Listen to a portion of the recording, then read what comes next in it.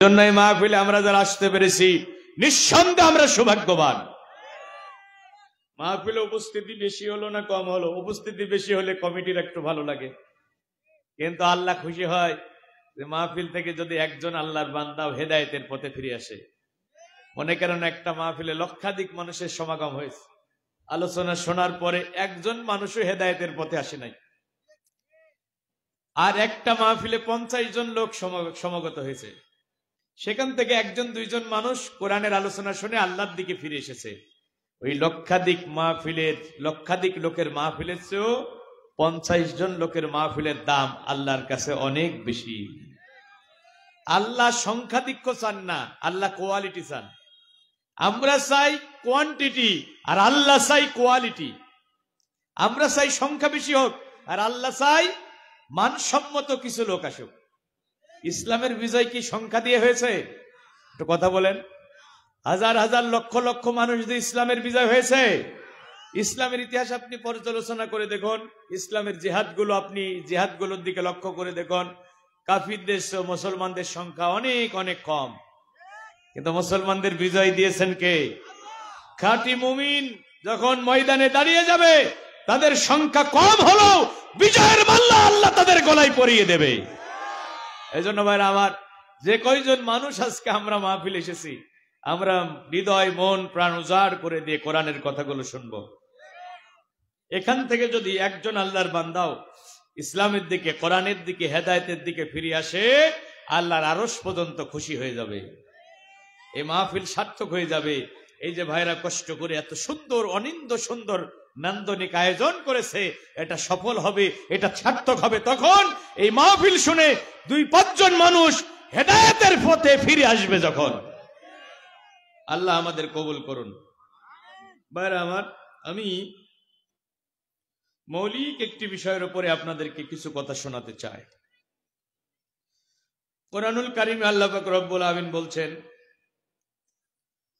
وَقَضَى رَبُّكَ أَلَّا تَعْبُدُوا إِلَّا إِيَّاهُ وَبِالْوَالِدَيْنِ إِحْسَانًا।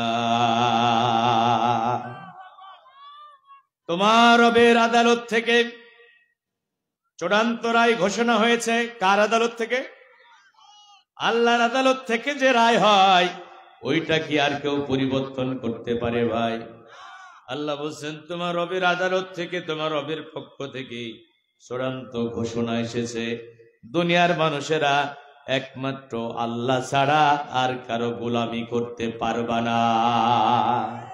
নারী হও, পুরুষ হও, ধনী হও, গরিব হও, দিনমজুর হও, আবাল বৃদ্ধ বনিতা, আমি আল্লাহ ঘোষণা দিলাম, রায় দিলাম, আমি আল্লাহ ছাড়া আর কারো গোলামি করতে পারবা না।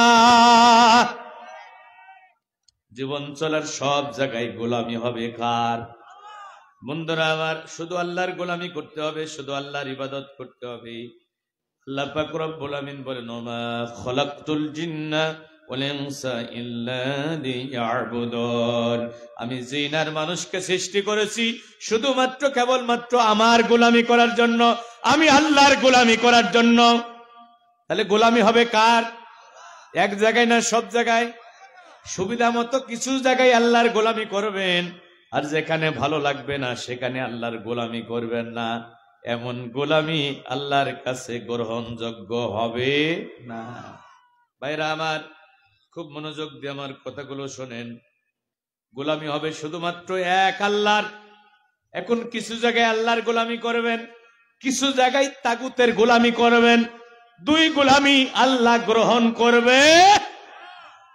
আচ্ছা ভাইরা আমার, একটু মনোযোগ দিয়ে শোনেন তো। একটা কলমের হেডের ভিতরে কি 2টা কলম থাকতে পারে? একটা মোবাইলের ক্যাসিং এর ভিতরে কি 2টা মোবাইল থাকতে পারে? একজন স্ত্রী কি 2 জন স্বামীকে খুশি করতে পারে? ও কনসার্টের আল্লাহর বান্দারা, আমার কথাগুলো হৃদয় দিয়ে শোনো। একটা মোবাইলের ক্যাসিং এর ভিতরে যেমন 2টা মোবাইল থাকতে পারে না, একটা কলমের হেডের ভিতরে যেমন 2টা কলম থাকতে পারে না, একজন স্ত্রী যেমন 2 জন স্বামীকে খুশি করতে পারে না, একজন মুমিন, একজন ইমানদার এক আল্লাহ ছাড়া আর কারো গোলামি করতে পারে না। এ অধিকার আল্লাহ আমাদের দেয় নাই। গোলামি হবে কার? সব জায়গায় গোলামি কার? এখন কি আমরা সব জায়গায় আল্লাহর গোলামি করতে পারছি? এখন আমরা সুবিধাবাদ জিন্দাবাদ। যেখানে গোলামি করতে ভালো লাগে সেখানে আল্লাহর গোলামি করি, যেখানে ভালো লাগে না সেখানে শয়তানের গোলামি করি। যেমন ভাইরা আমার দেখেন, একজন মুসলমান মসজিদে আজান হয়েছে, হাইয়া আলাস সালাহ, নামাজে আসো। এখন সে ব্যবসায়ী মানুষ, অফিসার মানুষ, অফিসের বড় বস, সে আজান হলো, এখন ওই অফিসার মসজিদে গিয়ে সালাত আদায় করলো, আবার সালাত আদায় করে অফিসে যে টেবিলের নিচ দিয়ে ঘুষ খাইলো। এখন বলেন তো গোলামি কি হলো? এখন আমাদের দেশের মানুষ মনে করে যে গোলামি ইবাদত মানে নামাজ পড়া, রোজা রাখা, সকাল সন্ধ্যা জিকির করা, মসজিদ মাদ্রাসার খেদমত করা, টাকা থাকলে হজ করে আসা, এটাই হলো ইবাদত, এটাই হলো গোলামি। আসলে কি তাই? না না না বন্ধুরা আমার, ইবাদত গোলামি মানে আল্লাহ যা বলেছে তা করা, যা নিষেধ করেছে তা না করা, হুকুম মানা, নিষেধ ছাড়া। ইবাদতের সংজ্ঞা কি? গোলামির সংজ্ঞা কি? আল্লাহর হুকুম মানা আর নিষেধ ছেড়ে দিয়া। আল্লাহ যা বলেছে তা মানা, আল্লাহ যা নিষেধ করেছে তা না করার নামই হলো গোলামি। এখন আল্লাহ বলেছে সালাত কায়েম করো, আপনি মসজিদে গিয়ে সালাত আদায় করলেন, ওই আল্লাহ তো বলেছে অবৈধভাবে সম্পদ ইনকাম করা যাবে না। তাহলে নামাজ পড়লেন, আল্লাহর গোলামি করলেন, অফিসে এসে ঘুষ নিলেন, আল্লাহর গোলামি হলো না, শয়তানের গোলামি হয়ে গেল। রমজান মাসে রোজা রাখলেন, সকাল সন্ধ্যা জিকির করলেন, টাকা আসে হজ করে আসলেন, যাকাত প্রদান করলেন, এই জায়গায় তো ঠিকই আল্লাহর গোলামি করলেন, কিন্তু সমাজ রাষ্ট্র কোর্ট কাছারি পরিচালনা করতে গিয়ে আল্লাহর বিধান বাদ দিয়ে ব্রিটেন আমেরিকার বিধানের কাছে মাথা নত করে দিলেন। এখন ব্যক্তিগত জীবনে আল্লাহর গোলাম, রাজনৈতিক জীবনে শয়তানের গোলাম। আমাদের দেশের অধিকাংশ মুসলমান ব্যক্তিগত জীবনে আল্লাহর গোলামি করে, কিন্তু রাষ্ট্রীয় জীবনে গিয়ে শয়তানের গোলামি করে। কথা বলেন? একটু চোখ বন্ধ করে, একটু মাথাটা ঠান্ডা করে চিন্তা করেন তো। এ ভাই, গোলামি সব জায়গায় হবে কার? এখন যে আল্লাহ সালাতের হুকুম করেছে, যে আল্লাহ রমজান মাসে রোজা রাখার কথা বলেছে, যে আল্লাহ সাওয়াবে নিসাবের অধিকারীদের উপরে হজ ফরজ করেছে, যাকাত ফরজ করেছে, ওই আল্লাহ তো কোরআনের আইন দিয়ে রাষ্ট্র পরিচালনা করতে বলেছে। তো জোরে বলেন না কেন ভাইরা আমার? রাগ হচ্ছে আপনাদের? শোনেন, আল্লাহর গোলাম যারা হবে, আল্লাহর গোলামি করে যারা কবরে যাবে, তাদের চিন্তা নাই, তাদের কোনো ভয় নাই, তাদের হতাশার কোনো কারণ নাই। হাশরের ময়দানে আল্লাহর গোলাম যারা হবে তাদের কাতার হবে 120টা। জোরে বলেন কয়টা? তন্মধ্যে 80 কাতার হবে বিশ্ব নবীর উম্মতের। আর আদম আলাইহিস সালাম থেকে ঈসা আলাইহিস সালাম পর্যন্ত সকল নবীদের কাতার হবে, সকল নবীর উম্মতের কাতার হবে 40টা, আর বিশ্ব নবীর উম্মতের কাতার হবে 80টা। এই আল্লাহর গোলামি করে যারা হাশরের ময়দানে উঠবে, আল্লাহ তাদের ডাক দিয়ে বলবে, ফাদখুলি ফি ইবাদি ওয়াদখুলি জান্নাতি। ও আমার গোলামেরা, দুনিয়াতে যারা আমি আল্লাহর গোলামি করে জীবন কাটিয়েছ, আসো তোমরা আমার গোলামদের কাতারে শামিল হয়ে যাও আর জান্নাতে প্রবেশ করো। কে ডাকবেন? আল্লাহ ডেকে ডেকে বলবে, দুনিয়াতে যারা আমার গোলামি করেছো তারা তোমরা সোজা জান্নাতে চলে যাও। এখন কি আমরা আল্লাহর গোলাম হতে পারছি? আমরা এখন সব জায়গায় আল্লাহর গোলামি করতে পারছি না, আমরা আংশিক গোলাম। আচ্ছা ভাই, আংশিক গোলাম হলে কি জান্নাত পাওয়া যাবে? পরিপূর্ণ গোলাম হতে হবে কার? আল্লাহ বলছে, আমি আল্লাহ ছাড়া আর কারো গোলামি করতে পারবো না। এটা তোমার রবের আদালত থেকে রায় হয়েছে। ভাইরা আমার, মশারির ভিতরে যখন ঢোকেন, মশার কামড়ে ঘুম হচ্ছে না, মশারি টাঙিয়েছেন, মশারির ভিতরে যখন ঢোকেন পুরাটা ঢোকেন না আংশিক ঢোকেন? জোরে বলেন। এখন আপনি মাথা ঢুকিয়েছেন, বডি ঢুকিয়েছেন, পা দুইটা বাইরে বের করে রেখেছেন, মশা খুশি না বেজার? জোরে বলেন, মশা খুশি না? সমস্ত শরীর মশারির ভিতরে আছে, হাতটা বাইরে আছে, মশা খুশি না বেজার? ওই যে ম্যালেরিয়ার জীবাণু বহনকারী মশা যদি আপনার পায়ে কামড়ায়, তারপরও ম্যালেরিয়া হবে, হাতে কামড়ালেও হবে, মাথায় কামড়ালেও হবে। এজন্য মশারির ভিতরে আমরা ঢুকি, পুরাটাই ঢুকি, কেউ হাত বের করে রাখে না, পা বের করে রাখে না। বন্ধুরা আমার, আপনি ঢাকাতে যাবেন, বাসে উঠেছেন, এখন বাসে বসে সমস্ত শরীর বাসের মধ্যে রেখেছেন, মাথাটা জানলা দিয়ে বের করে রেখেছেন। এখন ড্রাইভার গাড়ি চালাচ্ছে হাইওয়ে রোডে, তিনি যখন লুকিং গ্লাসে দেখলেন তার যাত্রীর মাথাটা বাইরে, বলেন তো ড্রাইভার গাড়ির স্পিড কি বাড়িয়ে দেবে নাকি স্লো করে যাত্রীকে সতর্ক করবে? ও ভাই, মাথাটা ভিতরে ঢুকান। মাথা যদি বাইরে থাকে, অ্যাক্সিডেন্টে মাথা উড়ে যাবে, ঢাকায় যাওয়ার স্বপ্ন পূরণ হবে না। হয় তোমাকে চাপাই নবাবগঞ্জের হাসপাতালে নিয়ে যেতে হবে, না হলে গোরস্থানে নিতে হবে। ভাইরা আমার, আমরা তো দেখছি বাংলাদেশের কোটি কোটি মুসলমান কিছু জায়গায় আল্লাহর গোলামি করছে, আর কিছু জায়গায় শয়তানের গোলামি করছে। এই জন্য আমরা তাদেরকে ডেকে ডেকে বলছি, কোরআনের মাহফিল গুলো থেকে, মসজিদের খুতবা থেকে তাদেরকে আহ্বান করছি, ভাইরা আমার, উদখুলু ফিস-সিলমি কাফা। ও আমার ভাই, যদি জাহান্নামের আগুন থেকে বাঁচতে চাও, যদি জান্নাতে যেতে চাও, ইসলামে পরিপূর্ণ ঢোকো, পরিপূর্ণ আল্লাহর গোলাম হয়ে যাও। ভাইরা আমার, দেখেন, পরিপূর্ণ গোলাম যদি আল্লাহ না হন, তাহলে আপনার অবস্থাটা কি হবে? আমি একটু দৃষ্টান্ত দিলে বুঝবেন। এই যে বোতলটা দেখতে পাচ্ছেন, অর্ধেক মধু ঢাললেন, মধু খাইলে উপকার না অপকার? সবাই বলেন। আর বিষ খাইলে ক্ষতি, মধু খাইলে উপকার। চেয়ারম্যান সাহেব চলে এসেছেন, আল্লাহ আমার ভাইকে দুনিয়া এবং আখিরাতে সম্মানিত করুন। মধু খাইলে উপকার, বিষ খাইলে ক্ষতি। এখন অর্ধেক মধু আর অর্ধেক বিষ মিশ্রিত করে যদি ইমাম সাহেব হুজুরকে খাওয়াইয়া দেন, তাহলে কি সে 20 বছরের যৌবন ফিরে পাবে? তারে হাসপাতালে নিতে হবে, না হলে কবরে নিতে হবে। আমার যদি খাওয়ান, আমার ওয়াজের গতি কি বেড়ে যাবে? কিছুক্ষণ পর আমার ওয়াজ বন্ধ হয়ে যাবে।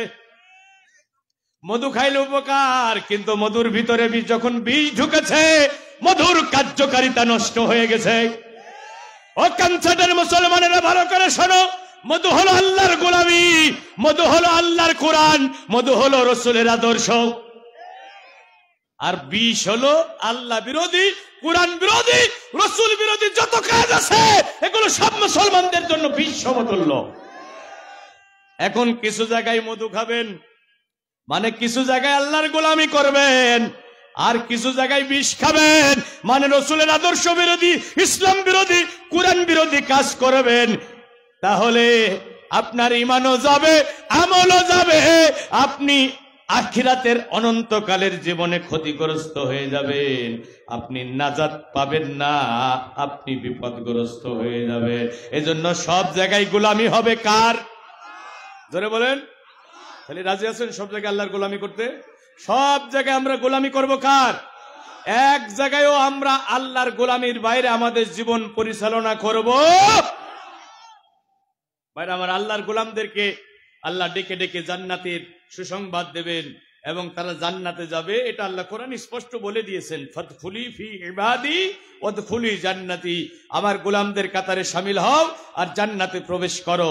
তাহলে এই ঘোষণা কার? তাহলে আমরা গোলাম হব কার? এক জায়গায় না সব জায়গায়? কিছু জায়গায় আল্লাহর গোলামি, কিছু জায়গায় শয়তানের গোলামি করা যাবে। এখন দেখেন, কিছু জায়গায় যারা আল্লাহর গোলামি করবে, কিছু জায়গায় শয়তানের গোলামি করবে, আল্লাহ তাদেরকে একটা উপাধি দিয়েছেন। আমি কি বলবো?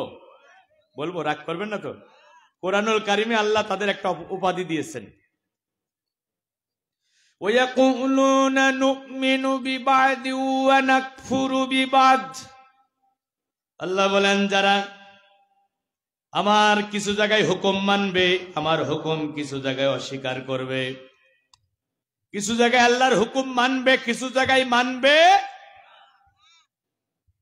ওয়ায়ুরিদুনা আন ইয়াত্তাখিযু বাইনা যালিকা সাবিলা, ঈমান এবং কুফরির মাঝামাঝি রাস্তা তৈরি করে নেবে।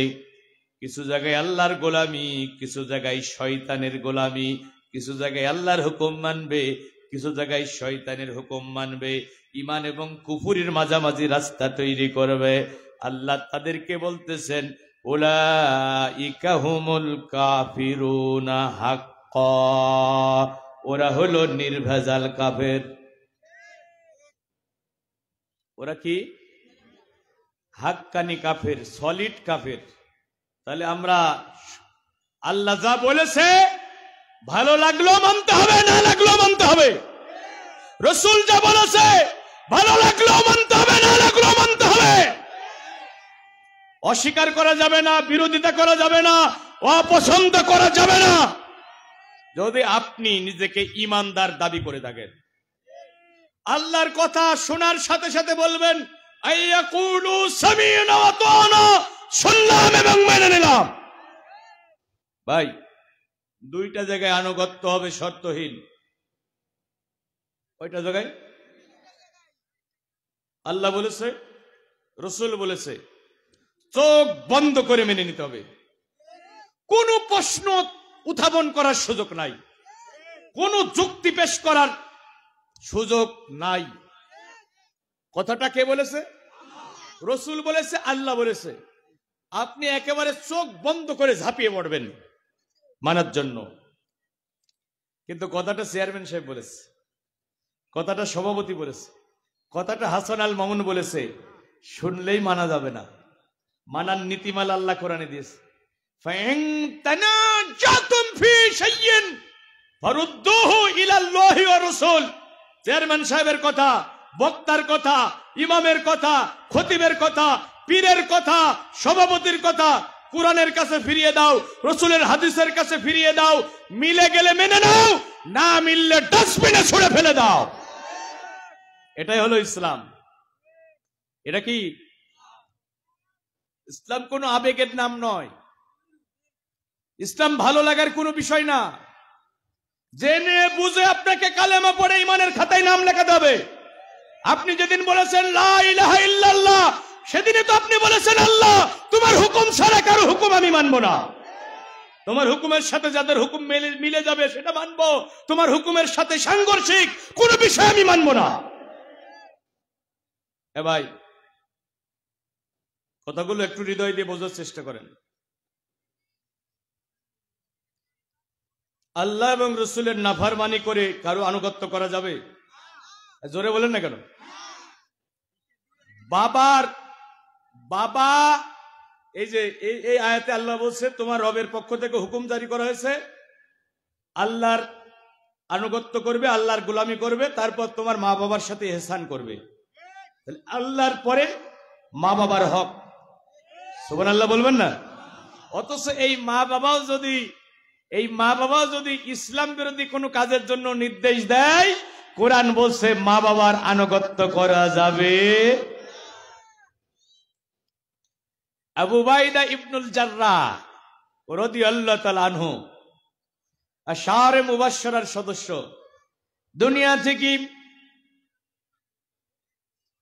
বিশ্বনবীর পবিত্র জবানে যারা জান্নাতের সুসংবাদ পেয়েছে তার মধ্যে একজন হলো আবু উবাইদা।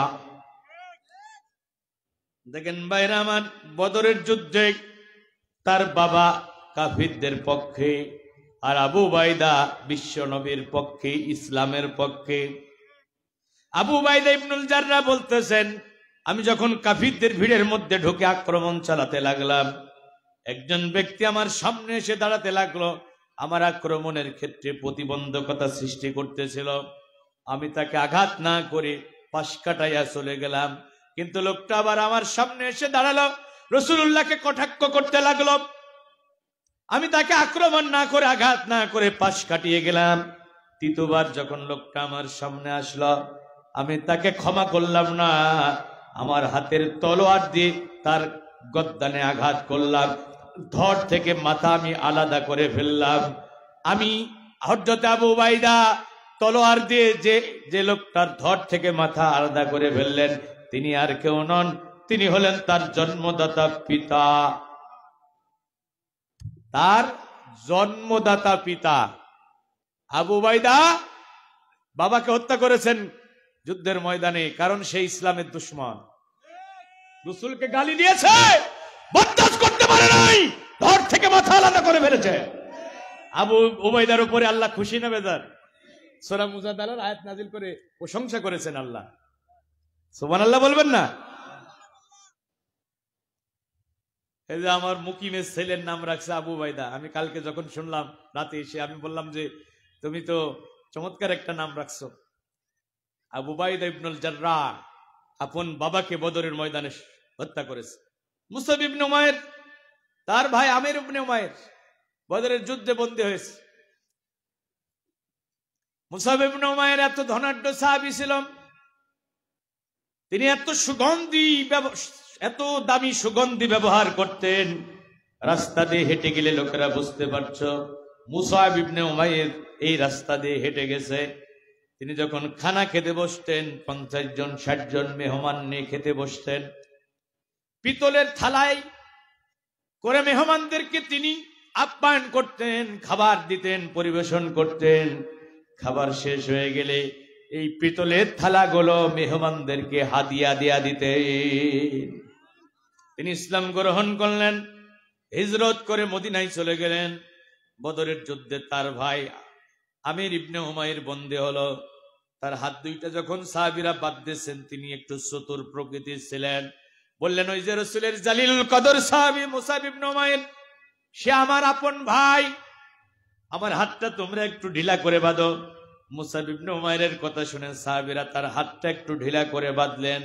সকালবেলা মুসাব ইবনে উমাইর যখন শুনতে পেলেন তার পরিচয় দিয়ে সে সুযোগ সুবিধা নিয়েছে, সাহাবীরা তার হাত ঢিলা করে বেঁধেছে। মুসাব ইবনে উমাইর তিনি বললেন তার হাত দুইটা শক্ত করে বাঁধো, তার মার অনেক টাকা আছে, বেশি করে মুক্তিপণ আদায় করিও। সাহাবীরা বলছেন সে না আপনার আপন ভাই।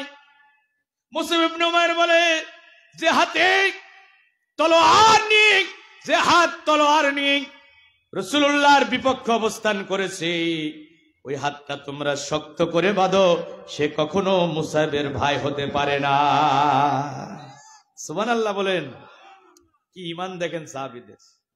আল্লাহ এবং রাসূলের নাফরমানি করে কারো আনুগত্য করা যাবে না। বদরের যুদ্ধে হযরত আবু বকর ইসলামের পক্ষে, আবু বকরের ছেলে আব্দুর রহমান ইসলামের বিপক্ষে। যুদ্ধ শেষে কোনদিন বাপ আর ছেলের মধ্যে কথোপকথন হচ্ছে। আব্দুর রহমান বলতেছে, বাবা বদরের ময়দানে আমি অনেকবার আপনাকে আঘাত করার সুযোগ পেয়েছি, কিন্তু বাবা হিসেবে আঘাত করে নাই, আপনাকে ছাড় দিয়েছি। অর্থাৎ আবু বকর সিংহ শাবকের ন্যায় গর্জন করে উঠলেন আর বললেন, আল্লাহে রাব্বি কাবা, কাবার রবের কসম করে বলছি, এরে আমার কলিজার টুকরা সন্তান আব্দুর রহমান, ভালো করে শোনো। বদরের ময়দানে অনেকবার তুমি আমাকে আঘাত করার সুযোগ পেয়েছ, কিন্তু বাবা হিসাবে আঘাত করো নাই।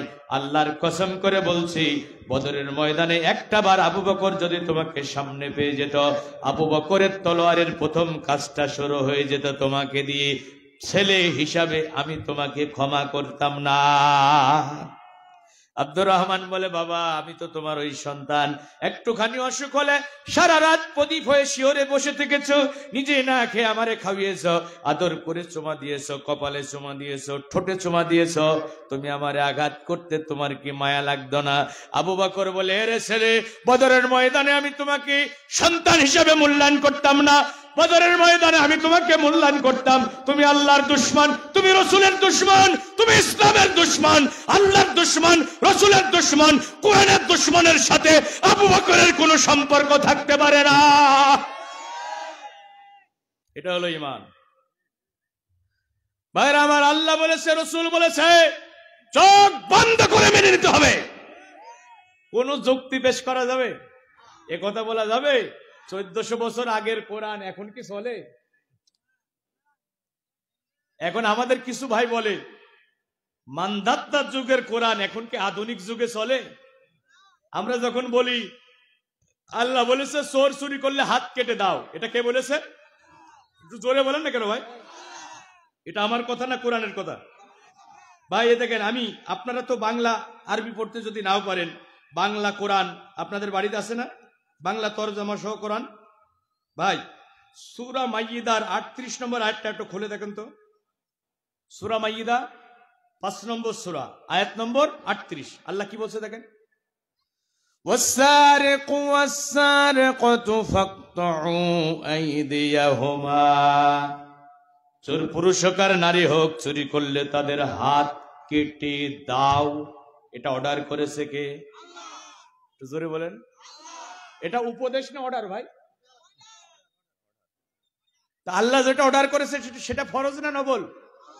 জোরে বলে না ভাই। আকিমুস সালাত, সালাত কায়েম করো, এটা ফরজ না নফল? ভালো লাগলেও সালাত কায়েম করতে হবে, না লাগলেও সালাত কায়েম করতে হবে। এখন কেউ যদি বলে সালাত আমার ভালো লাগে না, সে কাফের না মুসলিম? আমার কথা কি বুঝতে পারছেন? কারণ সালাতের হুকুম করেছে কে? তো চোর চুরি করলে হাত কেটে দাও, এটা হুকুম করেছে কে? ওই যে গোলাম হওয়া পরিপূর্ণ না আংশিক? তো সব কথা যারা মেনে নিয়েছে তারাই তো আল্লাহর গোলাম, তারাই তো পরিপূর্ণ গোলাম। আর কিছু মেনেছে কিছু মানে নাই, তারা আংশিক গোলাম। আমরা গোলাম হব পরিপূর্ণ না আংশিক? আল্লাহ বলেছে চোর চুরি করলে হাত কেটে দাও। সাজাআম বিমা কাসাবা নাকালাম মিনাল্লাহ। চোরের জন্য আমি আল্লাহর পক্ষ থেকে এটা নির্ধারিত দৃষ্টান্তমূলক শাস্তি। এই আইনটা, এই শাস্তিটা নির্ধারণ করেছে কে? চোরের জন্য এই শাস্তিটা নির্ধারণ করেছে কে? কথা বলে না। আল্লাহ বলছে জাযাআম বিমা কাসাবা নাকালাম মিনাল্লাহ। চোর চুরি করলে হাত কেটে দাও, এই রায়টা, এই শাস্তিটা আমি আল্লাহ নির্ধারণ করেছি। এজন্য দেখেন রাসূলুল্লাহ মক্কা বিজয়ের 3 দিনের মাথার ঘটনা, কুরাইশ বংশের অন্তর্ভুক্ত বানু মাকজুম গোত্রের সম্ভ্রান্ত পরিবারের মেয়ে, নাম তার ফাতিমা, তিনি চুরি করেছেন। রাসূলের কাছে বিচার গেল, আল্লাহর নবী কোরআনের আইন দিয়ে বিচারের রায় দিলেন, হাত কেটে দাও। সাহাবীরা চিন্তায় পড়ে গেলেন যে মেয়েটা চুরি করেছে এটা কুরাইশ বংশের মেয়ে। রাসূলের বংশের নাম কি? এই মেয়েটাও কুরাইশ বংশের মেয়ে। এই মেয়েটার যদি হাত কেটে দেয়া হয়, ইতিহাস সাক্ষ্য হয়ে থাকবে, রাসূলের বংশের উপরে কলঙ্ক লেপন হয়ে যাবে। আবার এই মেয়েটার এখনো বিয়ে হয় নাই, যদি হাত কেটে দেয়া হয় তাহলে তো মেয়েটার বিয়ে দেওয়াও যাবে না। সাহাবীরা কি করবেন চিন্তায় পড়ে গেলেন। পরামর্শ করলেন আল্লাহর নবীকে সুপারিশ করা হোক, আল্লাহর নবী যেন মেয়েটারে মাফ করে দেন। আমার ভাইরা বলেন তো, রাসূলকে মাফ করেছেন? জোরে বলেন। কে যাবে রাসূলের কাছে সুপারিশ করতে? বুখারীর হাদিস। আল্লাহর নবীর পালক পুত্র যায়েদ বিন হারিস, যায়েদ বিন হারিসের কলিজার টুকরা সন্তান উসামা বিন যায়েদ। আল্লাহর নবী উসামাকে খুবই বেশি ভালোবাসতেন। সাহাবীরা বললেন, উসামা তুমি যাও না, রাসূলের কাছে গিয়ে সুপারিশটা করো। হযরত উসামা বলে, নানার কাছে কত আবেদনিত করি, এই ব্যাপারে কথা বলবো, সমস্যা কোথায়? হযরত উসামা আল্লাহর নবীর কাছে গেলেন, বললেন, ইয়া রাসূলুল্লাহ, হাবিবাল্লাহ, কুরাইশ বংশের অন্তর্ভুক্ত বানু মাকজুম গোত্রের সম্ভ্রান্ত পরিবারের মেয়ে ফাতেমা চুরি করেছে। আপনি কোরআনের আইন দিয়ে রায় দিয়েছেন মেয়েটার হাত কেটে দেওয়ার জন্য, কিন্তু সাহাবীরা সুপারিশ করেছে আপনি যেন মেয়েটার হাত কেটে না দেন, বরং কিছু দিরহাম জরিমানা করেন, অথবা শাস্তিটা একটু লঘু করে দেন, রায়টা একটু পরিবর্তন করে দেন। নবীজি রায় পরিবর্তন করলেন না, বরং উঠে দাঁড়ালেন, রাসূলের চেহারাটা রক্তিম বর্ণ ধারণ করলো। আল্লাহর নবী বক্তৃতা শুরু করলেন, ও আমার সাহাবীরা, ইতিপূর্বে বনি ইসরাইলের অনেক কমকে আমার আল্লাহ ধ্বংস করে দিয়েছেন, কারণ তাদের সম্ভ্রান্ত মানুষগুলো যখন অপরাধ করত বিচারটা ঢিলে ঢালা ভাবে হতো, আর দুর্বলের অপরাধ করলে বিচারটা একেবারে হক আদায় করে হতো। এখনো এই দ্বিমুখী নীতি আছে না? না। লেডি ফিরাউন যখন ক্ষমতায় ছিল, লেডি ফিরাউনের নাম কি? বলেন বলেন, লেডি ফেরাউনের নাম কি? আমি এই শেখ হাসিনার লেডি ফেরাউন বলি।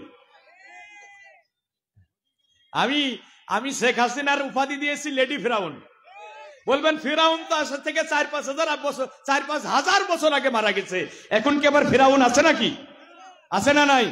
দেখেন বদরের যুদ্ধে আবু জেহেল যখন নিহত হলো, আল্লাহ রসুল বলছে আমার ভাই মুসাকে আল্লাহ ফেরাউন দিয়েছে, একটা ফেরাউন দিয়েছিল, আমাকেও আল্লাহ একটা ফেরাউন দিয়েছিল। তো আমার ভাই মুসার ফেরাউনের চেয়েও আমার ফেরাউন বড় জালিম। কারণ মুসার ফেরাউন যখন নীল দরিয়ায় ডুবে মরছে তখন সে ঈমানের ঘোষণা দিয়েছে। ভাই কষ্ট লাগছে আপনাদের? মুসার ফেরাউন যখন নীল দরিয়ায় ডুবে মরছে তখন সে ঈমান আনে নাই? হ্যাঁ ঈমান আনছে। আপনারা জানেন না? সূরা ইউনূসের 90 নম্বর আয়াত পড়ে দেখেন, মুসার ফেরাউন যখন নীল দরিয়ায় ডুবে মরছে তখন সে বলছে আমানতু আন্নাহু লা ইলাহা ইল্লাল্লাযী আমানাত বিহি বানু ইসরাঈল ওয়া আনা মিনাল মুসলিমিন। আল্লাহ আমারে নীল দরিয়ায় ডুবায় মেরো না, আমি ঈমান আনলাম ওই আল্লাহর উপরে যে আল্লাহর উপরে ঈমান এনেছে বনি ইসরাইলের মানুষেরা, আর আমি একজন খাঁটি মুসলমান। আল্লাহ বলছে আল আনা ওয়াকাদ আসাইতু ক্বাবলু ওয়া কুনতু মিনাল মুফসিদিন। এই বেটা ফেরাউন, এখন নীল দরিয়ায় ডুবে মরার সময় ঈমান আনছো, তোমার ইতিপূর্বে তুমি তো ফাসাদ সৃষ্টিকারী ছিলে, আমার নবী আর তার সঙ্গী সাথীদের উপরে তুমি জুলুম নির্যাতন আর অত্যাচারের স্টিমরোলার চালিয়েছো, এখন ঈমান আনছো, এখন তোমার ঈমান গ্রহণ করা হবে। ফালিয়াউমা নুনাজ্জিকা বিবাদানিকা লিতাকুনা লিমান খালফাকা আয়া।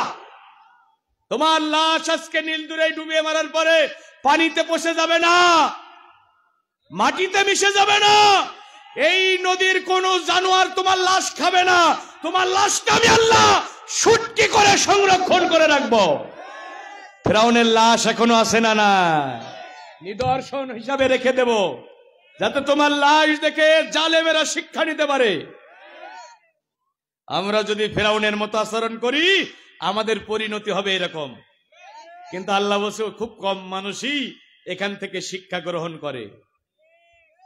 ভাইরা আমার, দেখেন ফেরাউন নীল দরিয়ায় ডুবে মরার সময় আল্লাহর প্রতি ঈমান আনছে, আর আবু জেহেল যখন মারা যাচ্ছে, ওই যে 2টা বাচ্চা ছেলের হাতে আক্রান্ত হয়েছে, তখনও সে মরে নাই। ইবনে মাসুদকে আল্লাহ রসুল বলছে যাও মাসুদ আবু জেহেলের মাথাটা কেটে আনো। দেখেন রাসূলুল্লাহ আব্দুল ইবনে মাসুদকে কেন পাঠালেন? ইবনে মাসুদ কাবা চত্বরে একদিন কুরআন তেলাওয়াত করেছিল প্রকাশ্যে, এই কারণে আবু জেহেল থাপ্পড় মেরে ইবনে মাসুদের কানের তালা ফাটিয়ে দিয়েছিল। আল্লাহ রসুল বললেন ইবনে মাসুদ যাও, ওই দিনের প্রতিশোধ নাও। ইবনে মাসুদ গিয়ে আবু জেহেলের বুকের উপরে বসছে, তখন আবু জেহেল মরি নাই। তা আবু জেহেল বলছে শোনো, আমার মাথাটা যখন কাটবা একটু লম্বা করে কেটো, যাতে কাফিরদের মাঝখানে যখন আমার মাথাটা রাখবা আমার মাথাটা লম্বা করে কেটো, যাতে লোকেরা বুঝতে পারে আমি মক্কার নেতা আবু জেহেল। কি শয়তান দেখছেন, মরার সময় বলছে মাথা লম্বা করে কেটো। আল্লাহ রসুল আবু জেহেলের এই মাথাটা, এই কর্তৃত মাথা বদরের কূপের মধ্যে ফেলে দিচ্ছেন।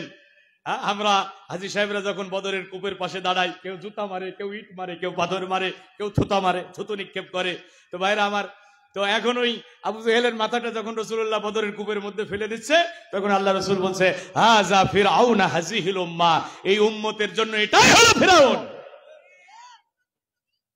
এই উম্মতের জন্য এটাই হলো ফিরআউন। ভাইরা আমার, ফিরআউন 4000-5000 বছর পৃথিবীর বুক থেকে বিদায় নিয়ে চলে গেছে। আজকে বাংলাদেশে রাষ্ট্র ক্ষমতা অধিষ্ঠিত হয়ে দিনের ভোট রাতে মেরে নিয়েছে। অসংখ্য নিরপরাধ আলেম ওলামাদেরকে মিথ্যা মামলা দিয়ে জেলখানায় বন্দী করেছে। আল্লামা সাঈদীর মতো বিশ্বনন্দিত মুফাসসিরকে 13 বছর জেলখানায় বন্দী করে রেখে ভারতের প্রেসক্রিপশনে চিকিৎসার নামে প্রহসন করে যারা হত্যা করেছে, তারাই হলো এই জামানার ফিরআউন।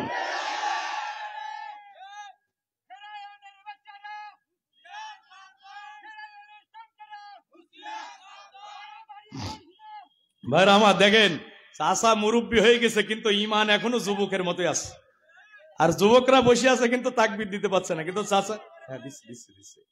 ভাইরা আমার, তাহলে আমি যে কথা বলতেছিলাম যে ফিরআউন বিদায় নিয়ে চলে গেছে, কিন্তু ফিরআউনের নাতিপুতিরা এখনো আছে না নাই? এই লেডি ফিরআউন শেখ হাসিনা, তারা যখন ক্ষমতায় ছিল তার দলের লোকেরা প্রকাশ্যে অস্ত্র নিয়ে মিছিলে গুলি করত, মামলাও হতো না, গ্রেপ্তারও হতো না। আর নিরপরাধ মানুষ রাতের বেলা ঘুমিয়ে আছে, গ্রেপ্তার করে নিয়ে গিয়ে অস্ত্র দিয়ে মামলা দিয়েছে। এমন নজির আছে না নাই? সব ভুলে গেছেন নাকি আপনারা? এই যে অধ্যাপক তৈবুর রহমানকে এই মহিলা বাজার থেকে গ্রেপ্তার করে, উনি কি অস্ত্র নিয়ে ওয়াজ করতে আসছিলেন? উনি একজন প্রফেসর মানুষ, উনি কি যশোর থেকে অস্ত্র কোমরে করে নিয়ে মাহফিলে আসছিলেন? তাকে ধরে নিয়ে গিয়ে পরের দিন অস্ত্র আর 1.5 কেজি গান পাউডার দিয়ে মামলা দেওয়া হলো। কি আপনারা সাক্ষী না? এরকম হাজার হাজার মিথ্যা মামলা দিয়ে তারা শুধু আদর্শিক মতপার্থক্যের কারণে মানুষের উপরে জুলুম করেছে। আল্লাহর নবী বলছে, শোনো, আতাশফাউ মিন হাদ্দিম মিন হুদুদিল্লাহ, ও আমার সাহাবীরা, তোমরা কি আমাকে আল্লাহর আইন পরিবর্তন করার জন্য সুপারিশ করছো? চোর চুরি করলে হাত কেটে দাও, এই আইনটা নির্ধারণ করেছে কে? আল্লাহ যেখানে নির্ধারণ করে দিয়েছে, তোমরা কেমনে আমার কাছে সুপারিশ করো যে আমি আল্লাহর আইন পরিবর্তন করে দিই?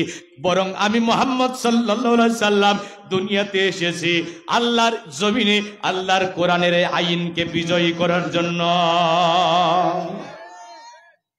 নবীজি বললেন, কুরাইশ বংশের অন্তর্ভুক্ত বানু মাকজুম গোত্রের সম্ভ্রান্ত পরিবারের মেয়ে ফাতেমা তো দূরে থাক, আমি মুহাম্মদ, আমার কলিজার টুকরা, নয়নের পুতুলি, আমার আদরের দুলালি, আমার হৃদয়ের স্পন্দন, আমার মেয়ে ফাতেমা যদি চুরি করত, আল্লাহর কসম করে বলছি, আমি মুহাম্মদ সাল্লাল্লাহু আলাইহি সাল্লাম, মদিনার প্রেসিডেন্ট, মুসলমানদের নেতা, আমার মেয়ে ফাতেমার হাত কেটে দিতাম।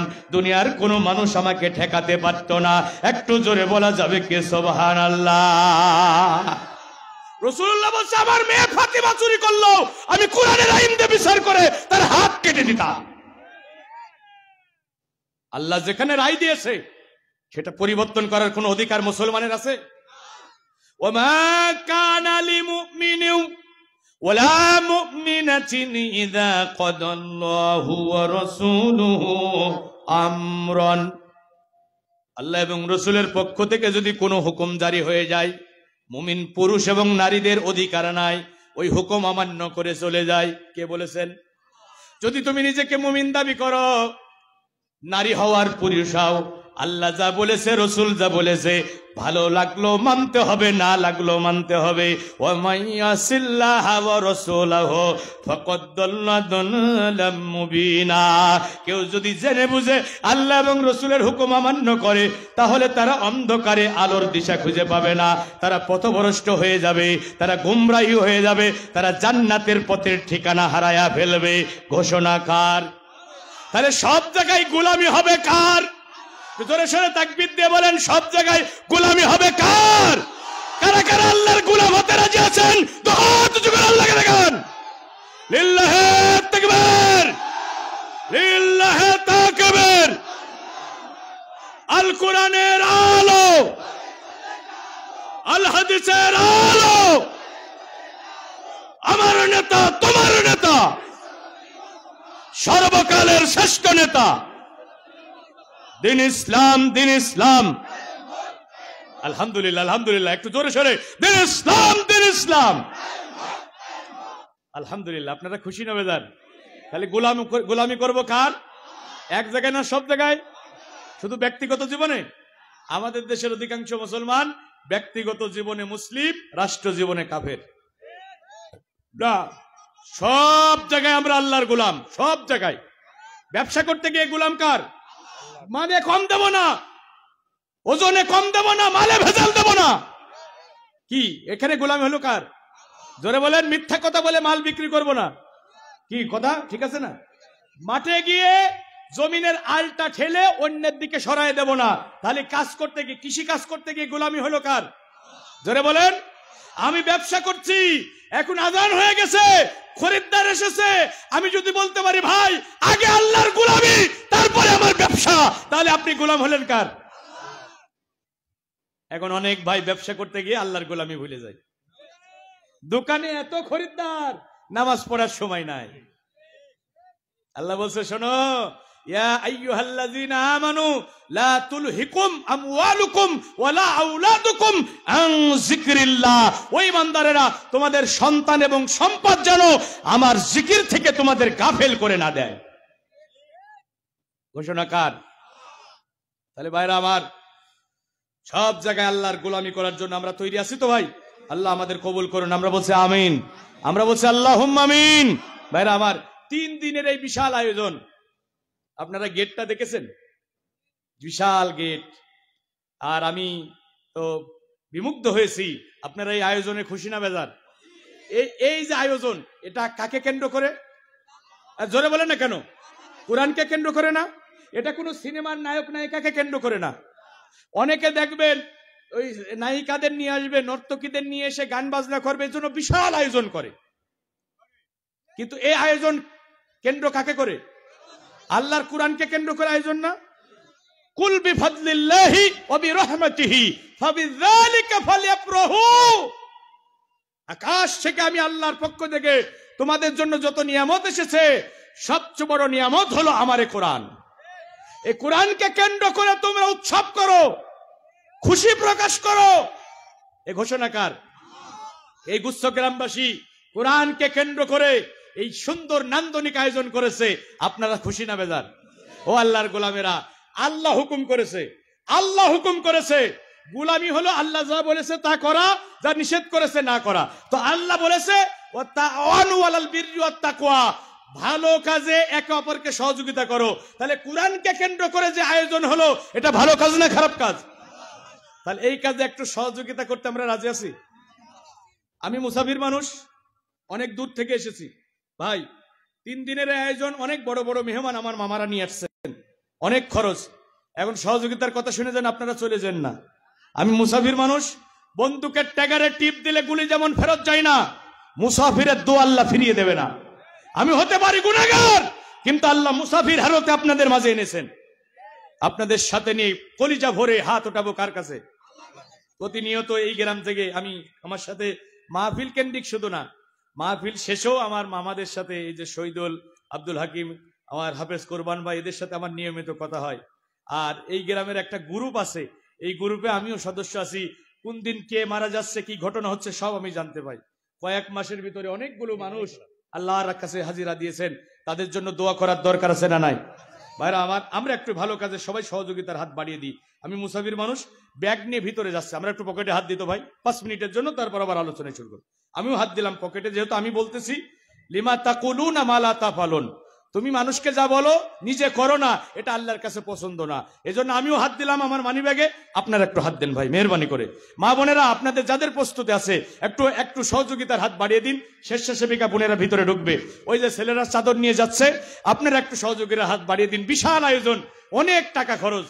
আমরা একটাই ভালো কাজে শরীক হই। কোরআনকে কেন্দ্র করে যে উৎসব, যে আয়োজন, এখানে আমরা সবাই একটু সহযোগিতার হাত বাড়িয়ে দিই আর একটু মহব্বতে জিকির করি। সুবহানাল্লাহ, আলহামদুলিল্লাহ, লা ইলাহা ইল্লাল্লাহ, সুবহানাল্লাহ, আলহামদুলিল্লাহ, লা ইলাহা। চায়ের দোকানে বসলে 50-100 টাকা খরচ হয়ে যায় ভাই, কেউ মাহরুম হবেন না, মেহেরবানি করে সবাই একটু সহযোগিতার হাত বাড়িয়ে দিন। মা খবরে চলে গেছে, এই যে আমার ভাই 150 টাকা দিয়েছেন, আল্লাহ কবুল করুন। সবাই একটু পকেটে হাত দেন ভাই, সবাই পকেটে হাত দেন। আমি যেহেতু নিজে দিয়েছি, আমি আপনাদেরকে বলছি কেউ মাহরুম হবেন না, সবাই দেন, সবাই দেন। যাদের পকেটে টাকা আছে তারা দেবেন, না থাকলে দেবেন কোথা থেকে? আগামীকাল দেবেন, না হলে পরশু দিন দেবেন। কালকে পরশু দিনে তো কালেকশন হবে, সময় আছে। আজকে প্রস্তুতি নাই। মার জন্য, বাবার জন্য একটু পকেটে করে টাকা নিয়ে আসবেন। মা কবরে চলে গেছে, বাবা চলে গেছে, বেঁচে থাকলে তো একটা শাড়ি দেওয়া লাগতো, পাঞ্জাবি দেওয়া লাগতো। বিদায় নিয়ে চলে গেছে, শাড়িও দেওয়া লাগে না, পাঞ্জাবি দেওয়া লাগে না, ওষুধ কেনাও লাগে না। এই জন্য ভাইরা আমার, আমরা একটু মা বাবার জন্য দিই। আর উঠবেন না ভাই, আমি আলোচনা তো এখনো শেষ করি নাই, আমি আলোচনা চলমান, মাঝখানে একটু কালেকশনটা সেরে নিচ্ছি 5 মিনিটের জন্য। আপনারা সবাই দেবেন, একটু জিকির করে সুবহানাল্লাহ, আলহামদুলিল্লাহ, লা ইলাহা ইল্লাল্লাহ, সুবহানাল্লাহ, আলহামদুলিল্লাহ, লা ইলাহা। ও রহমান তুমি আমায় রহম করো, ও রহমান রহমান তুমি আমায় রহম করো, ও দয়াবান তুমি আমায় দয়া করো, ও রহমান তুমি আমায় রহম করো, ও রহমান তুমি আমায় রহম করো। কুল মখলুকাত যাপে তোমায় সারাক্ষণ, আমি কখনো সরিনি তোমায় অকারণ।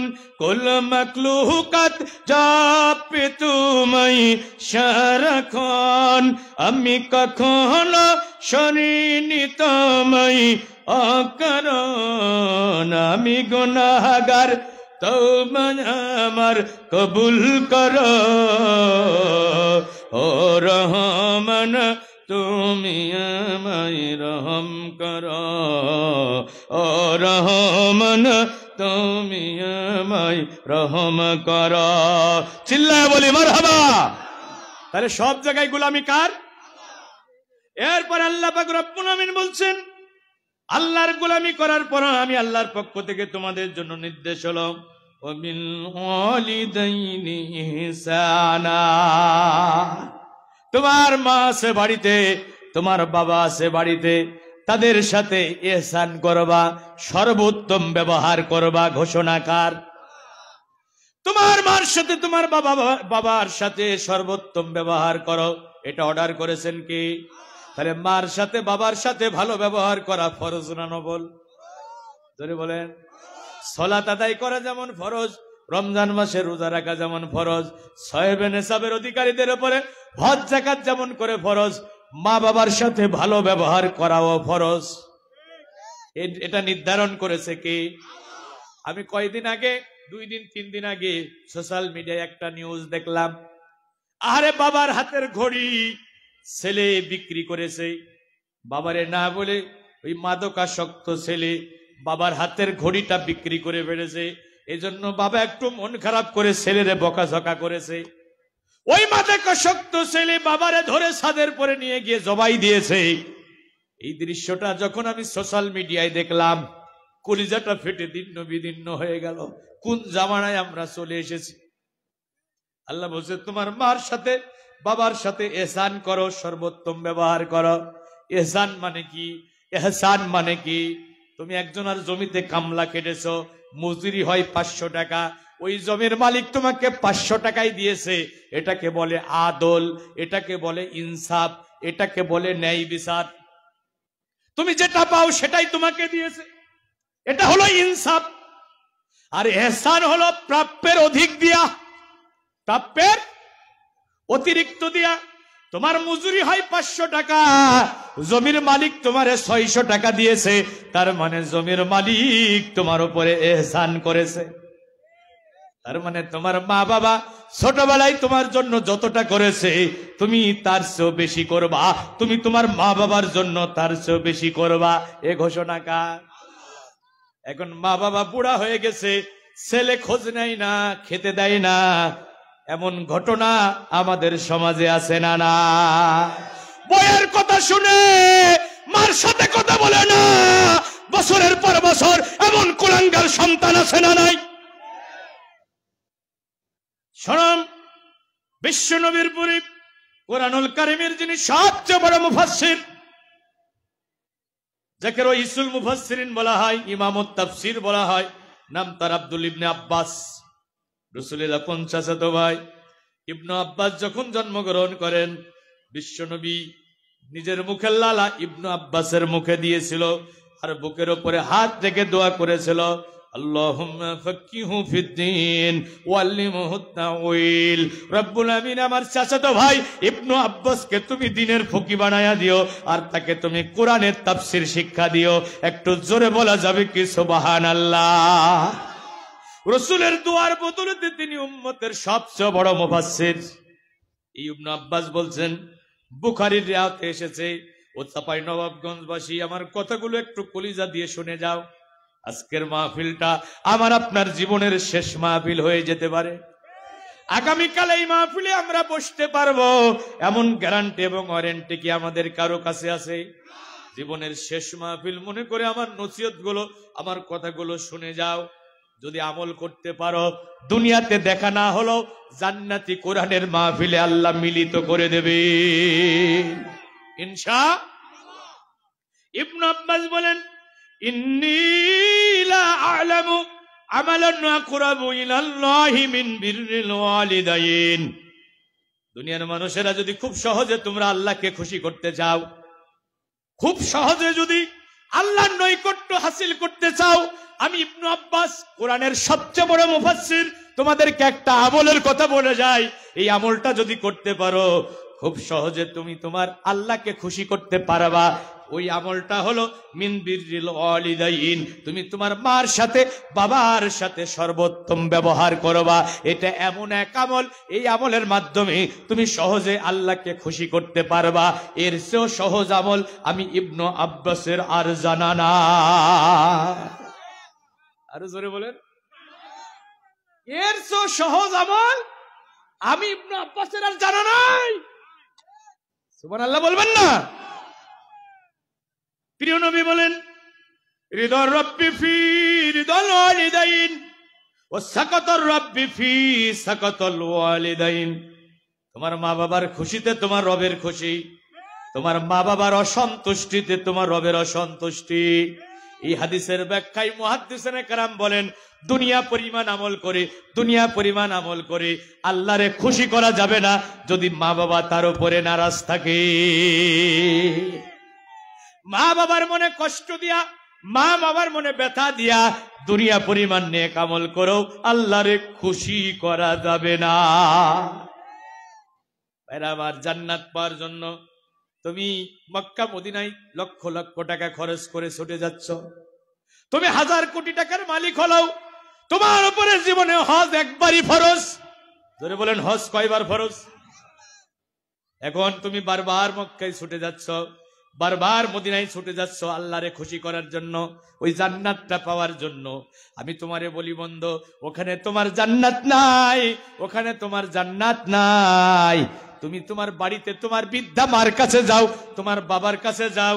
নবীজি বলেছেন, আল জান্নাতু তাহতা আকদামিন উম্মাহাত। মায়ের পদতলে সন্তানের জান্নাত রাখা হয়েছে। যাও, তোমার মার কাছে যাও, তোমার মায়ের পদতলে তোমার জান্নাত রয়েছে। প্রিয় নবী অন্য হাদিসে বলেন, আল ওয়ালিদু আওসাতু আবওয়াবিল জান্নাহ। জান্নাতে যার যতগুলো দরজা রয়েছে, সবচেয়ে বড় দরজা হলো তোমার বাবা।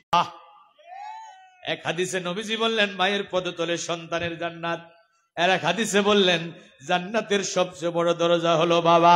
সুতরাং মা বাবার মনে কষ্ট দিয়া জান্নাতে যাওয়া যাবে না। বন্ধুরা আমার, কোন একদিন বিশ্ব নবী মেম্বারে বসলেন খুতবা দেওয়ার জন্য। আজকে খুতবার শুরুতে তিনি একজনকে অভিশাপ দিয়ে বক্তব্য শুরু করলেন, রগিমা আনফুহু, রগিমা আনফুহু, রগিমা আনফুহু।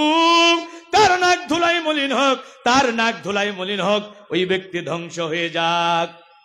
সাহাবীরা বললেন, কিলা মান ইয়া রাসূলুল্লাহি সাল্লাল্লাহু আলাইহি সাল্লাম, মান হুয়া ইয়া রাসূলুল্লাহি সাল্লাল্লাহু আলাইহি সাল্লাম। কার নাক ধুলাই মলিন হোক? বলে, আপনি বদদোয়া করছেন, আপনি তো সচরাচর কাউকে বদদোয়া দেন না, আপনি রহমতের নবী, আপনি তো বরকতের নবী, আপনি তো সবার জন্য রহমত কামনা করেন। আজকে আপনি কার নাক ধুলাই মলিন হোক বলে বদদোয়া করে বক্তব্য দিচ্ছেন? তার পরিচয়টা আমরা একটু জানতে চাই।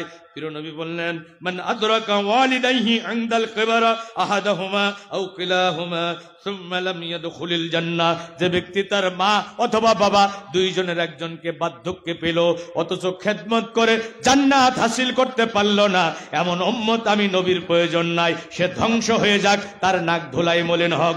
জান্নাত তো তার ঘরের ভিতরে ছিল, খেদমত করে কেন হাসিল করতে পারল না? ভাইরা আমার, মা বাবা এমন দুইজন মানুষ, তাদেরকে খেদমত করলে আল্লাহ খুশি হয়, দুনিয়ায় থাকতে জান্নাত পাওয়া যায়। সুবহানাল্লাহ বলবেন না? আল্লাহর নবী জান্নাত, আল্লাহর নবী মেরাজে গেলেন। হাদিসটা শোনেন, এই যুবকেরা একটু কান লাগায় শোনো। আল্লাহর নবী মেরাজে গেলেন, দাখালতুল জান্নাত ফাসামি'তু ফিহা কুরআনান, সেখানে একজনকে মধুর সুরে কোরআন তেলাওয়াতরত অবস্থায় দেখলেন। সুবহানাল্লাহ বলে। চিন্তা করলেন মুসা নবীর উম্মত হলে তো তাওরাত পড়তো, ঈসা নবীর উম্মত হলে তো ইনজিল পড়তো, দাউদ নবীর উম্মত হলে তো জাবর পড়তো, যেহেতু কোরআন পড়ে আমার উম্মতি হবে। তাই তো বিস্ময়ে হতবাক হয়ে বিশ্ব নবী জিবরিল আমিনকে জিজ্ঞাসা করলেন, ফাকুলতু মান হাযা ইয়া জিবরাইল, ও জিবরাইল কে? আল্লাহর বান্দা জান্নাতের ভিতরে এত মধুর সুরে কোরআন তেলাওয়াতের অনুমোদন পেয়েছে, আমি নবী তার পরিচয়টা জানতে চাই।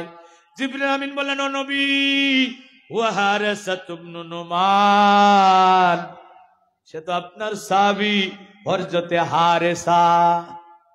অথচ হারেসা তখনও মৃত্যুবরণী করে নাই। তারিখের কিতাবের ভিতরে এসেছে হযরতে হারেসা আমিরে মুয়াবিয়ার জামানায় মৃত্যুবরণ করেছেন। আল্লাহর নবী ফিরে আসলেন, হযরতে হারেসাকে ডাক দিয়ে বললেন, আমার ভাই হারেসা, কি এমন আমল তুমি করো? আমি জান্নাতের ভিতরে তোমাকে মধুর সুরে কোরআন তেলাওয়াত অবস্থায় দেখেছি। হযরতে হারেসা চোখের পানি ছেড়ে কেঁদে বলি, ইয়া রাসূলুল্লাহ, হাবিবাল্লাহ, আমার জীবনে তো তেমন কোনো আলাদা আমল নাই, 10-এর সাথে মিলে তো আমলগুলো করি, তবে আমি একটা আমল কখনো ছেড়ে দেই না, একটা আমল আমি কখনো ছাড়ি না। আমার বাড়িতে একটা বৃদ্ধা মা আছে, ও নবী, আমি আমার মারে বড় বেশি ভালোবাসি।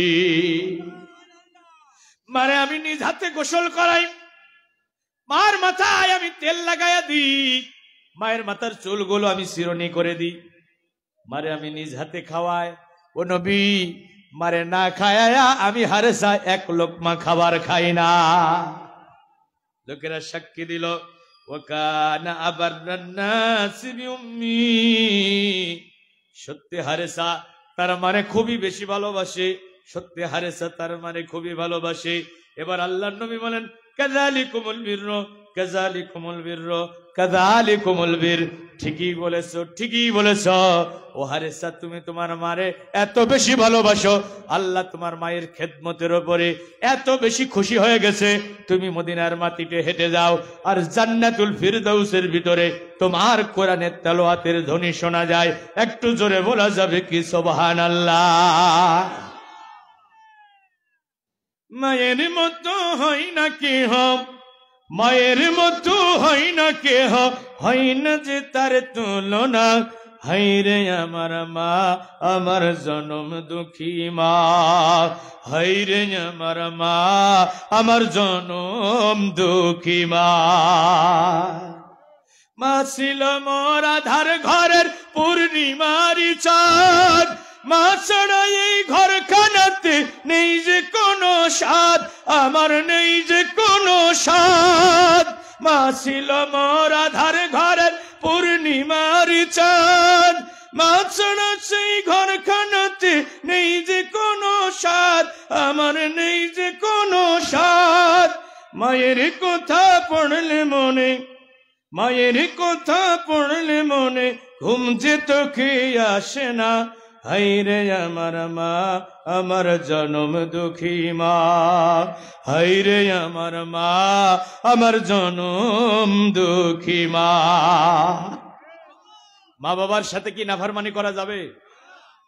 এখন ডিজিটাল যুগের ছেলেরা বিয়ের আগে মা ছাড়া বাবা ছাড়া কিছু বোঝে না, বিয়ের পরে বউ পাইয়া মা বাবারে ভুলে যায়, এমন সন্তান আছে না? না, ছেলে ঢাকাতে চাকরি করে, অফিসে যাওয়ার আগে ফোন দেয়, মা অফিসে গেলাম, দুপুর বেলা ফোন দিয়ে খোঁজ নাই, মা খাইছনি, রাতের বেলা ফোন দেয়, মা শরীর ভালো আছে।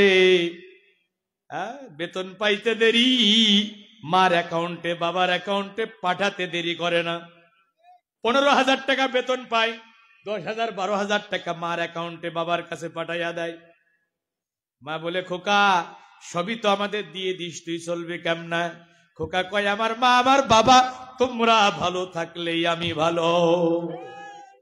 এখন বিয়ে করে বউ পাইছে, 10 দিন 12 দিন 15 দিন হয়ে যায়, মার মোবাইলে ফোন যায় না, বাজার করার টাকা নাই, দোকান বাকি হয়ে গেছে, এখন মা খোকারে ফোন দেয়, খোকা দোকান বাকি, বাজার করার টাকা তোর বাবার কাছে নাই, টাকা তো পাঠালি না। এখন খোকা কয়, আমার মা আমি নিজেই চলতে পারি না, তোমাদের দেখবো কেমনি। এখন জীবন জীবিকার তাগিদে 60 বছরের বুড়া মানুষ রিক্সা নিয়ে রাস্তায় বেরিয়েছে, এমন ঘটনা আছে না না? ভাইরা আমার, কথাগুলো হৃদয় দিয়ে শোনো। বাবা টাকা চাই, ছেলে রাগ করে, বাবা টাকা চাই, ছেলে রাগ করে, আছে না ভাই? আমি তোমারে কত দেব, শুধু টাকার জন্য ঘ্যানর ঘ্যানর করো, আছে না নাই? দেখেন আল্লাহর নবীর কাছে একজন যুবক গেল। ইন্না রাসূলান ক্বালা ইয়া রাসূলুল্লাহি সাল্লাল্লাহু আলাইহি সাল্লাম, একজন যুবক আল্লাহর নবীর কাছে গিয়ে বলছে, ইন্নালি মালাউ ওয়া ওয়ালাদাউ, ও নবী আমার মালও আছে, আমার মা বাবা আছে, আমার সন্তানও আছে, স্ত্রী আছে। ইন্না আবি ইউরিদু আন ইয়াহতাদা মালি, আমার বাবার বদ অভ্যাস হলো শুধু আমার কাছে টাকা চাই, শুধু আমার কাছে টাকা চাই। ও নবী আপনি বলুন, আমি আমার মা, আমার আব্বারে, আমার বাবারে কত টাকা দিতাম, আপনি একটু নির্ধারণ করে দিন। আল্লাহ নবী কি বললেন দেখেন, আল্লাহ নবী যুবকের কলারটা ধরলেন আর বললেন, ও যুবক, ফাকাল আনতা ওয়া মালুকা লিয়াবিকা, ও যুবক তুমিও তোমার বাবার, তোমার মালও তোমার বাবার, তোমার বাবা যদি না থাকতো দুনিয়ার মুখ চোখে দেখতে পারতা না। তুমিও তোমার বাবার, তোমার সম্পদও তোমার বাবা। তোমার বাবা তোমার কাছে চাইবে কেন? তোমার মানি ব্যাগে হাত দেবে, যত খুশি তত নেবে, চোখ লাগানি দিতে পারবে না, এ ব্যাপারে কোনো অভিযোগ করতে পারবে না। রাসূলুল্লাহ শরীয়ত প্রণেতা, নেতা রায় দিচ্ছেন। সাহাবীরা কোরআনে ওই আয়াতটা পড়ে আমি হতবাক হয়ে গেলাম। একজন সাহাবী আল্লাহ রসুলকে বলছে, ইয়া রাসূলুল্লাহ আমার সম্পদ থেকে আমি সর্বপ্রথমে কার জন্য খরচ করব? কুরআনে আল্লাহ বলছে, রাসূল ওরা জানতে চায় ওদের সম্পদ ওরা কোথায় খরচ করবে, আপনি বলে দিন ওদের সম্পদ সর্বপ্রথমে খরচ করবে ওদের মা বাবার জন্য। ভাই ফোন তো চেপে ধরছে, একটু সাউন্ডটা বাড়াই দেন, রিভাবটা বাড়াই দেন ভাই, ভালো করে শোনেন।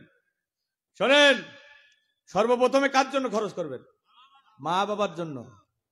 হ্যাঁ, আগে মা বাবার জন্য খরচ করবেন, তারপরে স্ত্রী সন্তান পরিবার পরিজন যা আছে এদিকে খরচ করবেন। প্রথমে মা বাবা, 1 নম্বর তালিকায় রাখবেন মা, তারপরে বাবা। কারণ এরা এমন দুইজন মানুষ,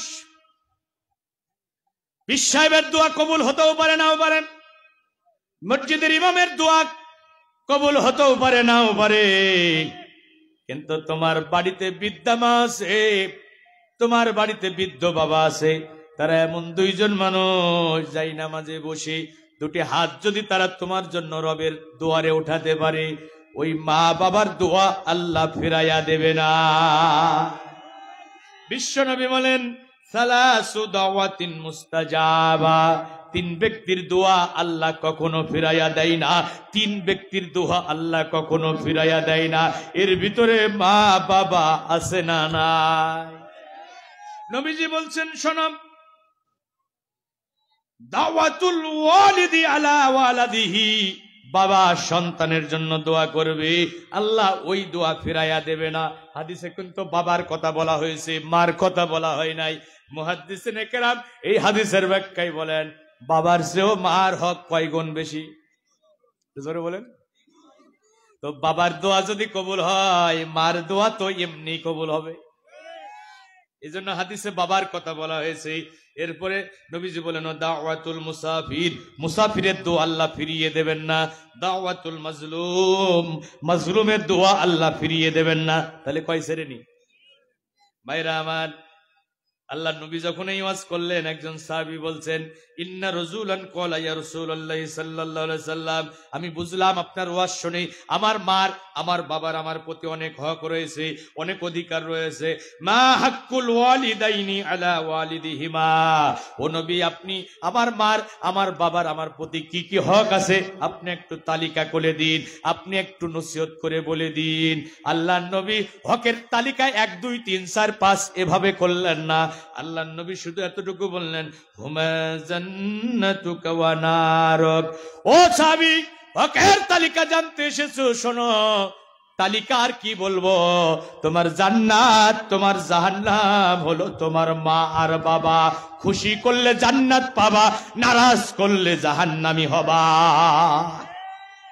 এখন তুমি সিদ্ধান্ত নাও তোমার মা বাবার সাথে তুমি কি ব্যবহার করবা। যুবক, চাকরি হচ্ছে না, চাকরি বাকরি হচ্ছে না, লেখাপড়া শেষ করে ব্যবসা বাণিজ্যে বরকত নাই, অভাব, সংসারে অভাব, হতাশা আর হতাশা, কোন দিকে মনে হয় যেন একটু স্বস্তির নিঃশ্বাস ফেলার জায়গা নাই। আমি তোমাকে বলবো, বাড়িতে যদি তোমার মা থাকে, তোমার বাবা থাকে, তোমার মার কাছে যাও, বাবার কাছে যাও।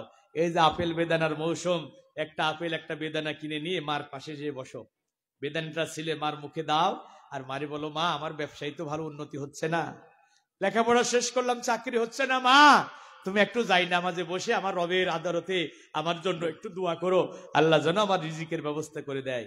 তোমার ওই বৃদ্ধা মা যদি যাই নামাজে তোমার জন্য দুফোঁটা চোখের পানি ফেলে আল্লাহর কাছে হাত তুলতে পারে, হাত তুলতে দেরি হবে, দোয়া কবুল হতে দেরি হবে না। ভাইরা আমার, এরকম নজির আছে, ভরি ভরি ভরি ভরি নজির আছে। মা বাবার দোয়ার কারণে দুনিয়াতে সম্মানিত হয়েছে, সুলতানুল আরিফিন হয়েছে, এরকম নজির আছে না নাই? মা বাবার মনে কষ্ট দিয়ে দুনিয়া থেকে ধ্বংস হয়ে গেছে, এরকম নজিরও আছে, এরকম নজিরও আছে। ভাইয়েরা আমার, কি বিস্ময়কর ব্যাপার, মা বাবা এখন লজিং মাস্টার। 3 ছেলে, মা বাবাকে 10 দিন করে ভাগ করে নিয়েছে। ছোট ছেলের বাসায় 10 দিন, মেজো ছেলের বাসায় 10 দিন, বড় ছেলের বাসায় 10 দিন। কি চাপাই নবাবগঞ্জে এমনটি আছে না নাই? 9 দিনের মাথায় বড় ছেলের বউ সিগন্যাল দেয়, আম্মা আগামীকাল কিন্তু আমাদের ঘরে খাওয়া শেষ। ওই সময় মার কলিজাটা ফেটে দিন্ন বিদিন্ন হয়ে যায়। মা চিন্তা করে, রে সন্তান, 8 মাস 9 মাস আমি তোর মা, আমি তোরে পেটে ধারণ করেছি, তোরে পেটে নিয়ে সংসারের কাজ করেছি, কত কষ্ট যাতনা সহ্য করেছি। দুনিয়ার কোন মানুষরে আমি ভাগ দেই নাই, দুনিয়ার কোন মানুষরে আমি ভাগ দেই নাই। 4 বছর 5 বছর তোর প্রসাব পায়খানা আমি 2 হাতে পরিষ্কার করেছি, কাউরে ভাগ দেই নাই, কাউরে ভাগ দেই নাই। শীতের রাতে তুই বিছানায় প্রসাব করেছিস, ওই ভেজা বিছানার উপরে থাকলে নিউমোনিয়া হবে। আমি তোর মা ভেজা বিছানার উপরে থেকেছি, তোরে বুকের মধ্যে রেখেছি। আজকে তুই ভাগ করলি, তোর বউ আমারে সিগন্যাল দেয় আমাদের ঘরে খাওয়া শেষ। আমি বলবো, ভাইরা আমার, তুমি ভাগ করবা না, ভাগ করবা না। তোমার আরো 2 জন ভাই আছে, তাদেরও মা বাবার খেদমত করার সুযোগ আছে, কিন্তু তুমি তোমার মা তোমার বাবারে ডেকে তোমার বউয়ের সামনে বলে দিবা, আমার মা আমার বাবা, আমার ঘরের দরজা তোমাদের জন্য 30 দিনই খোলা। আমার স্ত্রী রান্না করে পাতিলে খাবার রাখবে, ভাত রাখবে, যখন মন চায় ঢাকনা উল্টাইয়া খাইও। বউরে বলে দিও, আমার বউ, আমার মা খাবি, আমার বাবা খাবি। যদি এ ব্যাপারে কোনোদিন অভিযোগ করো, এ ব্যাপারে যদি তুমি চোখরাঙানি দেখাও, যদি ভরু কুচকাও, আমার মা আমার বাবা যদি আমারে অভিযোগ দেয়, আমি তোমারে ক্ষমা করব না। কারণ মা বাবা এমন 2 জন মানুষ, গায়ের চামড়া পাদুক কেটে পাদুকা বানায়া দিলেও মা বাবার ঋণ পরিশোধ করা যাবে না। ও সবাই নবাবগঞ্জবাসী একটু শোনো, আল্লাহ নবীর জলিলুল কদর সাহাবী আব্দুল্লাহ ইবনে ওমর, তিনি দ্বীনের ফকি আলেম ছিলেন। ইবনে ওমরের ছেলে আব্দুল্লাহ ইবনে ওমর, তিনি কাবা তওয়াফ করতেছেন। শহীদ আব্দুল্লাহ ইবনে ওমর রাজুলান ইয়ামানিয়া, একজন ইয়ামিনী যুবক, তিনি লক্ষ্য করে দেখলেন, আব্দুল্লাহ ইবনে ওমর লক্ষ্য করে দেখলেন, একজন ইয়ামিনী যুবক ইয়াতুফুল বাইতা হামালা উম্মা, মারে কাঁধে নিয়ে কাবা তওয়াফ করতেছেন। মা তার পিঠের উপরে আছে, বৃদ্ধা মারে কাঁধে নিয়ে কাবা তওয়াফ করতেছেন। ওরা আজহারিহি, আব্দুল্লাহ ইবনে ওমরকে তিনি দেখতে পেলেন। সুম্মা ক্বালা ইয়া ইবনে ওমর, এরপরে যুবকটা ইবনে ওমরকে জিজ্ঞাসা করছেন, ও রাসূলের সাহাবী আব্দুল্লাহ ইবনে ওমর, আমার মা বৃদ্ধা হয়ে গেছে, আমার বাড়ি ইয়ামিনে, মায়ের মনের বড় শখ, সশরীরে কাবা তওয়াফ করবে। এখন তো প্লেনে করে কাবায় যাওয়া যায়, মক্কা মদিনায় যাওয়া যায়, ওই সময় কি প্লেন ছিল ভাই? তাই তো আমি আমার মাকে ইয়ামিন থেকে কাঁধে করে নিয়ে এসেছি, মারে কাঁধে নিয়ে মিনায় গেছি, মুজদালিফায় গেছি, আরাফার ময়দানে গেছি, হজের যাবতীয় কাজ আমি মারে কাঁধে নিয়ে সম্পন্ন করেছি। এখন বিদায়ী তাওয়াফ করতেছি, ও আব্দুল ইবনে আমার মা তো আমার কাঁধের উপরে আছে, তুমি দেখতে পাচ্ছ। আতুরানি জাযাইতুহা, ও ইবনে ওমর বলো তো আমি কি আমার মার ঋণ পরিশোধ করতে পারছি নাকি? আব্দুল ইবনে ওমর বললেন ক্বালা লা, না না না, ওয়ালা বিযাফরাতু ওয়াহিদি, এখনো তোমার মায়ের এক ফোঁটা দুধের ঋণ পরিশোধ করতে পারো নাই। একটু জোরে বলা যাবে কি সুবহানাল্লাহ? তাহলে ভাইরা আমার, মা বাবার সাথে বিয়াদবি করা যাবে? মা বাবারে ধমক দিয়ে কথা বলা যাবে? চোখ রাঙানি দেখানো যাবে? মা বাবা যতদিন বেঁচে আছে কলিজা ভরে খেদমত করতে হবে। শোনেন, মা বাবা এমন দুইজন মানুষ, তারা যদি না বুঝেও আপনাকে বদদোয়া করে, তাদের দোয়া আল্লাহ ফিরিয়ে দেবে না। আমি বুখারীর এই হাদিসটা পড়ে বিস্মিত হয়ে গেলাম। বলবো, বনি ইসরায়েলের একজন দরবেশ ছিল, তিনি মুস্তাজাবুদ দাওয়া ছিলেন, দোয়া করলেই কবুল হয়ে যেত। নাম ছিল তার জুরাইজ। কি নাম? বুখারীর হাদিস এটা। তার একটা ইবাদত গৃহ ছিল, সেখানে বসে বসে রাত দিন তিনি আল্লাহর ইবাদতে মশগুল থাকতেন। সুবহানাল্লাহ বলেন। তিনি একদিন সালাতে দাঁড়িয়েছেন, তার মা এসে দরজায় নক করছে, জুরাইজ আমি তোর মা এসেছি, দরজা খোল। জুরাইজ নামাজে এত বেশি মজা পেতেছিলেন, জুরাইজ চিন্তা করে আমার মা আমার নামাজ, আমার মা আমার নামাজ, কোনটা ছাড়ি কোনটা করি। জুরাইজ চিন্তা করলেন নামাজ শেষ করব, তারপর মার ডাকে সাড়া দেব। মা চলে গেছেন। জুরাইজ নামাজ শেষ করে দরজা খুলে দেখে মা নাই। জুরাইজ আবার নামাজে দাঁড়িয়ে গেলেন, মা আবার এসে ডাক দেয়, জুরাইজ আমি তোর মা এসেছি, দরজা খোল। ওই জুরাইজ নামাজে এত বেশি প্রশান্তি পেতেছিলেন, জুরাইজ বলে আমার মা আমার নামাজ, আমার মা আমার নামাজ, কোনটা ছাড়ি কোনটা করি। জুরাইজ চিন্তা করলো নামাজ শেষ করে মার ডাকে সাড়া দেব। জুরাইজ আবার নামাজ শেষ করে দরজা খুলে দেখে মা নাই। মা আবার এসে, জুরাইজ আবার নামাজে দাঁড়ালো, মা আবার এসে জুরাইজকে ডাক দেয়, জুরাইজ আমি তোর মা এসেছি। জুরাইজ আবার চিন্তা করলো নামাজ শেষ করে দরজা খুলবো। এবার মা রাগান্বিত হয়ে জুরাইজকে একটা বদদোয়া দিয়া দিলি। জুরাইজকে একটা বদদোয়া দিলেন, আল্লাহুম্মা লা তুমিতুহু হাত্তা তুরিয়াহুল মুসিমা। আল্লাহ আমার জুরাইজ আমার ডাকে সাড়া দিল না, আমি বদদোয়া দিলাম, আমি মা বদদোয়া দিলাম, জুরাইজ যেন কোনো পতিতা মহিলার মুখ না দেখে দুনিয়া থেকে বিদায় না গ্রহণ করে। মরণের আগে জুরাইজের সাথে তুমি একটা পতিতা মহিলার সাক্ষাৎ করাইয়া দিও।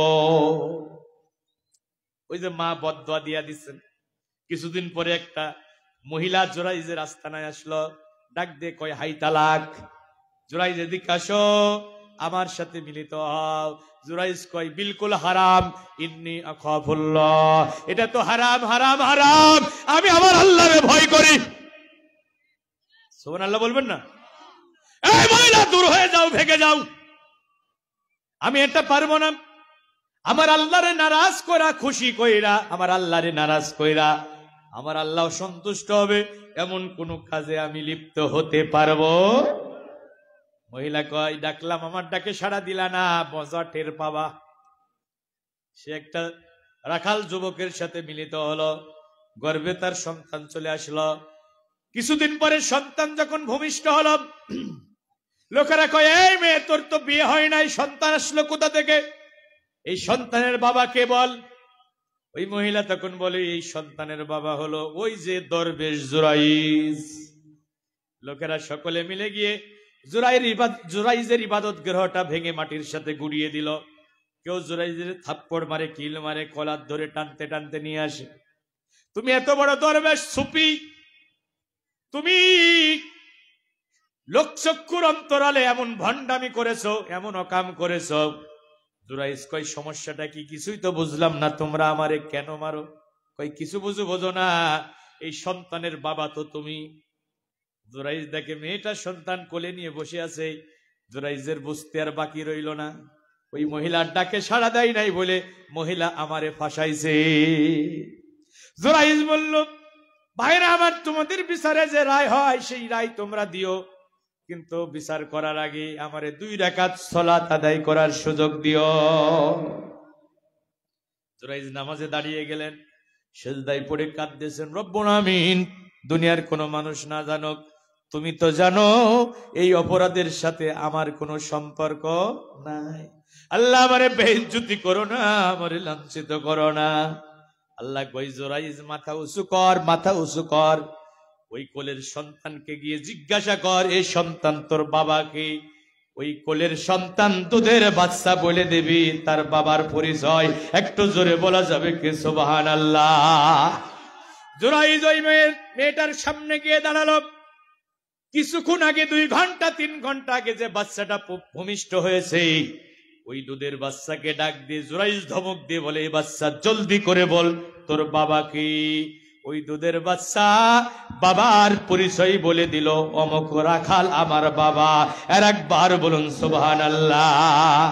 লোকেরা রাখালকে ধরে আনলো, এই রাখাল বল এই সন্তানের বাবাকে, তুই কি মহিলার সাথে মিলিত হয়েছিস? রাখাল কয়, হ্যাঁ হয়েছিলাম। লোকেরা কয়, মহিলাকে কয়, কেন জুরাইজের নাম বললি? কয়, একদিন তার সাথে অভিসরে মিলিত হতে চেয়েছিলাম, কিন্তু আমার ডাকে সাড়া দেয় নাই, তাই জিদ উঠেছিল মজা দেখাবো, কিন্তু পারলাম না।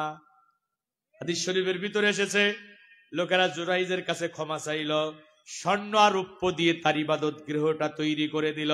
এই হাদিসের ব্যাখ্যায় আমরা যেটা শিখলাম, মা বাবা যদি ভুল করে বদদোয়া করে, আল্লাহ মা বাবার বদদোয়া ফিরাইয়া দেয় না।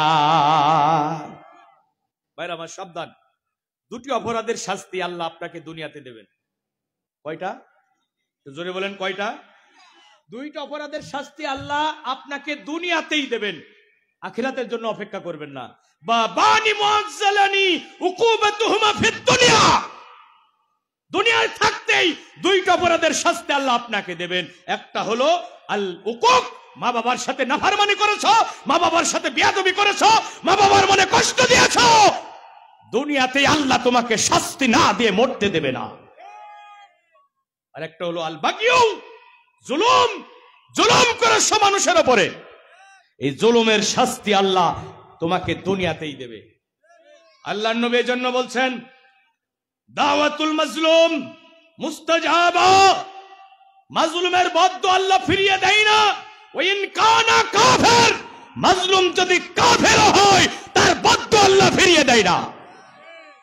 আর মাজলুম যদি হয় বিশ্বনন্দিত কোরআনের মুফাসসির, মাজলুম যদি হয় মসজিদের ইমাম, মাজলুম যদি হয় কোরআনের আলেম, শুধু ইসলামী আন্দোলন করার অপরাধে, শুধু আল্লাহর জমিনে আল্লাহর কোরআনের রাজ কায়েমের স্বপ্ন দেখার কারণে বিশ্বনন্দিত মুফাসসিরকে 13 বছর জেলখানায় বন্দী করে রেখেছো, ধর্ষক বানিয়েছো, লুণ্ঠনকারী বানিয়েছো, মানবতা বিরোধী অপরাধী তাকে বানিয়েছো, ভারতের প্রেসক্রিপশনে চিকিৎসার নামে প্রহসন করে হত্যা করেছো। ওই মাজলুম কোরআনের আলেম কত রাত যাই নামাজে চোখের পানি ছেড়ে অশ্রু সিক্ত হয়েছে, রবের কদমে ধর্ণা দিয়েছে। ওই মাজলুমদের চোখের পানি লেডি ফিরাউন আর তার দশদের ক্ষমতার মসনদে বিষাক্ত তীর হিসেবে আঘাত হেরেছে, তাদের তক্তে তাওস করে দিয়েছে, ভারতে পালিয়ে যেতে বাধ্য হয়েছে।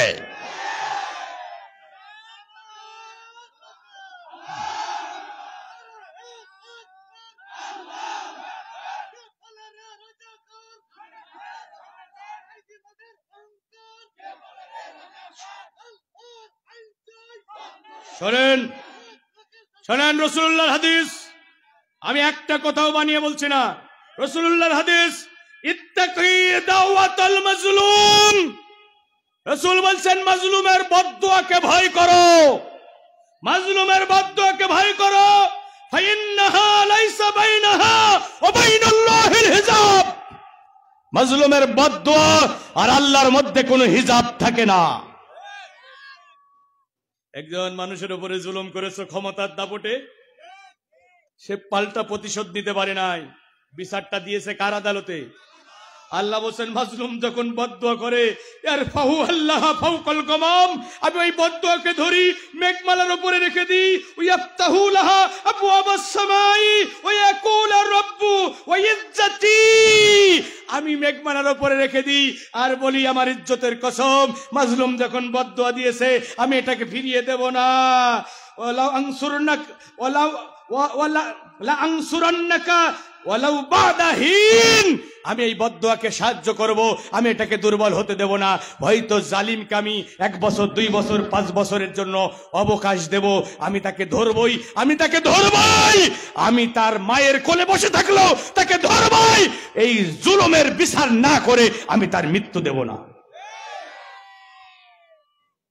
তাহলে দুটি অপরাধ করা যাবে, জুলুম, মা বাবার নাফরমানি। বলবেন হুজুর আমার তো মাও নাই বাবাও নাই, দুইটারে হারাই ফেলছি, এখন আমি করব কি? করণীয় আছে না? রাসূলুল্লাহ বলছেন তোমার মার জন্য দোয়া করবা, তোমার বাবার জন্য বেশি বেশি দোয়া করবা। দোয়া শিখিয়েছে কে? দোয়া আছে না?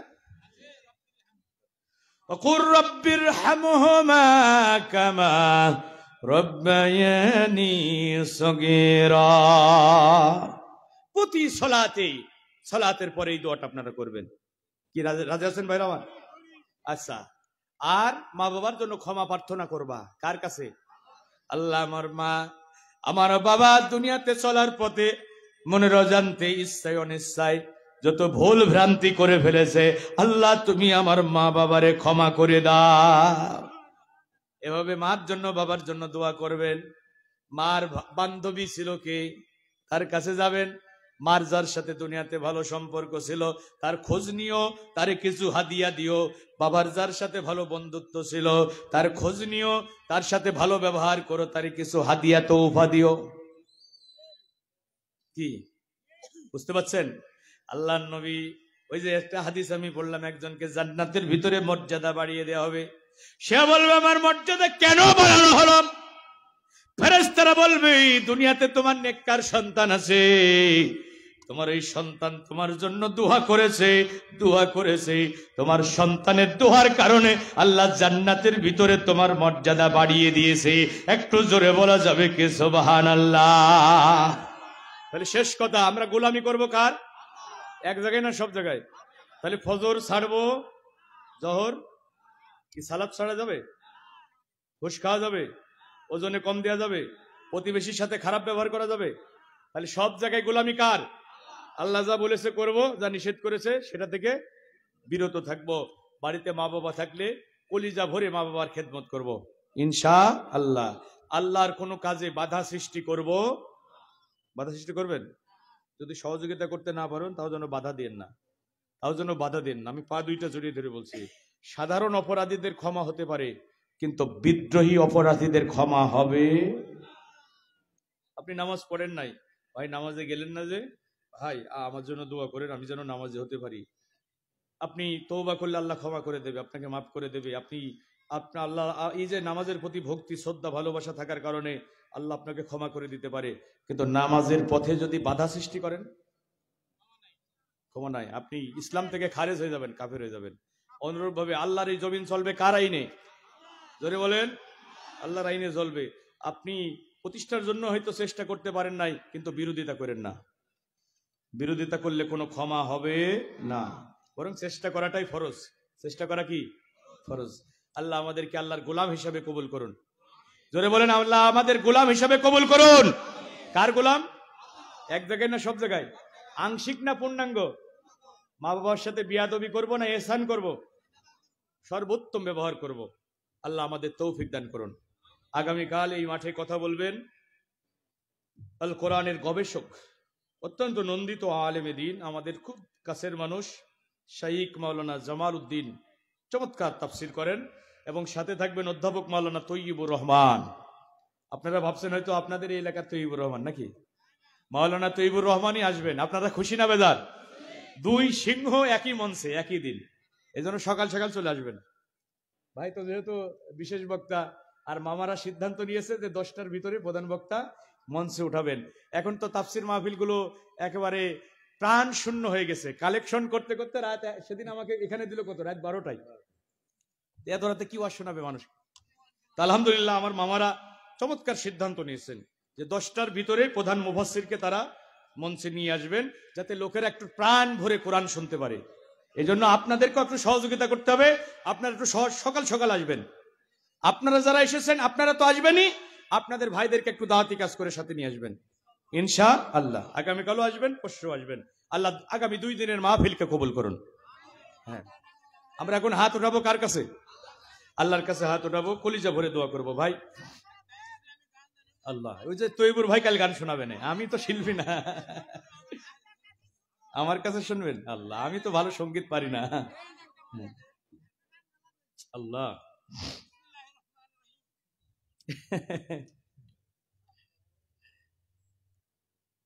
সঙ্গীত শুনবেন আবার? দোয়া করে দিলে তো ভালো হয়, অনেক রাত হয়ে যাচ্ছে। হ্যাঁ হ্যাঁ, যাই, শুক্রিয়া শুক্রিয়া, আলহামদুলিল্লাহ।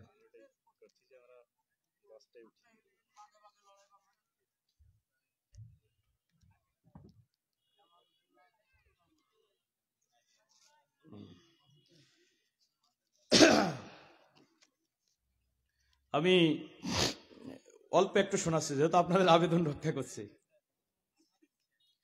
ইঞ্চি ইঞ্চি মাটি সোনার চাইতে খাটি, নগদ রক্ত দিয়ে কেনাম, কসম সেই খোদার একটি কণাও তার কেড়ে নিতে কেউ পারবে না। ইঞ্চি ইঞ্চি মাটি সোনার চাইতে খাটি, নগদ রক্ত দিয়ে কেনা, কসম সেই খোদার একটি কণাও তার কেড়ে নিতে কেউ পারবে না। রঙের তুলিতে একা সবুজের ছায়া ঢাকা, সুজলা সুফলা পরিপাটি, লক্ষ শহীদ গাজী রেখেছে জীবন বাজি, করেছে স্বাধীন এই মাটি। বাংলাদেশ আমার, বাংলাদেশ তোমার, বাংলাদেশ খোদার দান, সোনার জন্মভূমি তোমার জন্যে আমি জীবন করেছি কুরবান। বাংলাদেশ আমার, বাংলাদেশ তোমার, বাংলাদেশ খোদার দান, সোনার জন্মভূমি তোমার জন্যে আমি জীবন করেছি কুরবান। চারিদিকে দুশ্মন, ভেঙো না মন, সাহস জমিয়ে রাখো বুকে, ইমান জিন্দা করে জিহাদের অহংকারে পরাজিত করো শত্রুকে। চারিদিকে গাদ্দার ভিনদেশি তাবেদার, সজাগ দৃষ্টি রাখো সবে, সকল মির্জাফর বিদেশি গোলাম সর, রুখতে তাদের আজ হবে। বাংলাদেশ আমার, বাংলাদেশ তোমার, বাংলাদেশ খোদার দান, সোনার জন্মভূমি তোমার জন্যে আমি জীবন করেছি কুরবান। খুশি তো আপনারা? ভাই মাহমুদুল ভাই কথা বলবেন? দোয়া করে দেবো। আচ্ছা, আলহামদুলিল্লাহ। চেয়ারম্যান ভাইও কথা বলবেন না, সভাপতি সাহেবও দোয়ার অনুমতি দিয়েছেন, যেহেতু আরো 2 দিন আপনারা শুনবেন। এই জন্য আমার লেখা একটা বই আছে ইমানের উপরে, ইমান ছাড়া কেউ জান্নাতে যেতে